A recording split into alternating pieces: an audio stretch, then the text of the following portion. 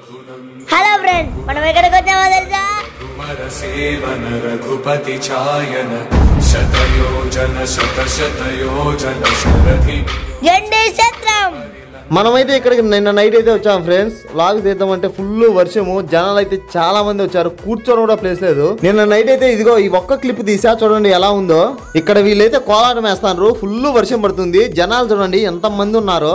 ఇంత వాన్లో కూడా వీళ్ళు ఎంత బాగా కోలాటం వేస్తానంటే అసలు మాటలు లేవు ఫ్రెండ్స్. ఇదిగో మీరు కూడా ఒకసారి చూడండి.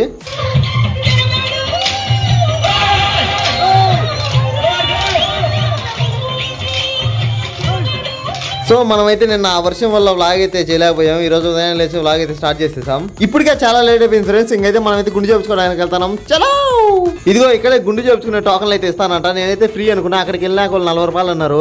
ఇదిగో గుండు టోకన్లు అయితే కొనేసా. ఇంకైతే మనం గుండు చేయించుకోవడానికి వెళ్తాను. గుండు చేసే వాళ్ళ దగ్గరికి అయితే వెళ్ళా, వాళ్ళైతే అట్టే చేయరంట, తల అయితే బాగా తడుపుకురమ్మన్నారు. అందుకే ఇక్కడికి వచ్చి ఫుల్ గా తల అయితే తడిపేసా. ఇంకా పోయి నున్నగా గుండె అయితే గీకి చేద్దాం. ఇదిగో ఇక్కడ గుండు చేసే అతను అయితే మన సబ్స్క్రైబర్ అంట, మనల్ని అయితే పలకరించాడు. నేను ఇప్పటి వరకు చాలా సార్లు అయితే గుండు చేయించుకున్నా, చేసిన ప్రతి ఒక్కరు ఘాట్లు అయితే పెట్టారు. ఇతనైతే చాలా బాగా చేశాడు. ఓకే, ఇప్పుడే గుండె అయితే అయిపోయింది ఫ్రెండ్స్. ఇంకైతే మనం మునగడానికి పోతాం. ఇక్కడైతే వానలు పడతాయి. ఈ వానలు ఎట్ట మునగలో ఏమో, చలి బాగా పెడుతుంది. చూద్దాం నీళ్ళు ఎట్టున్నాయో. ఇదిగో చూడండి ఇక్కడంతా వాన మబ్బు ఎలా పట్టేసిందో. ఇప్పుడే ఏట్లోకి అయితే వచ్చాం ఫ్రెండ్స్. ఏట్లో అయితే ఒక్క చుక్క కూడా నీళ్లు లేవు. అది అక్కడ పైపుల నుంచి అయితే వాటర్ పడతాయి, అక్కడే మునగాలంట.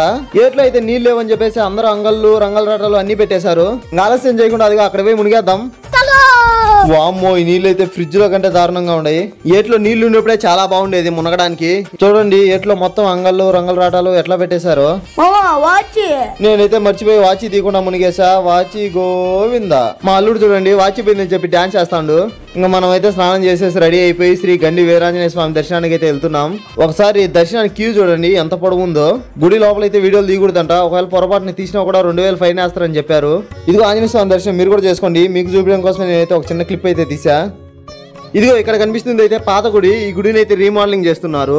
వీళ్ళైతే హైవేలో చూడండి ఎట్లా అంగళ్ళు పెట్టేశారో. హైవేని కాస్త మార్కెట్ చేసేసారు వీళ్ళంతా.